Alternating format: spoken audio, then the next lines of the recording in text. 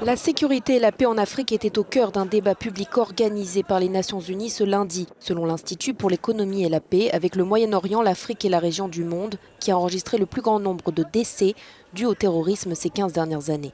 Le nombre de groupes armés continue d'augmenter, un extrémisme violent qui pèse lourdement sur le continent et le monde en général, selon le représentant de l'Union africaine.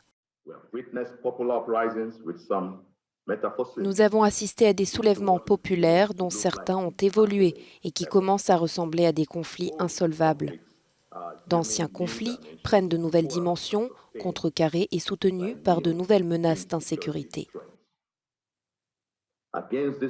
Dans ce contexte mondial et continental, nous devons redoubler nos efforts pour développer nos capacités à maintenir la paix.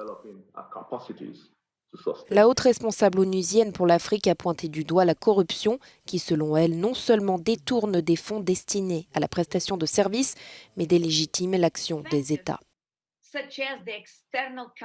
Des facteurs tels que la concurrence extérieure pour les ressources naturelles d'un pays ont alimenté l'instabilité en Afrique.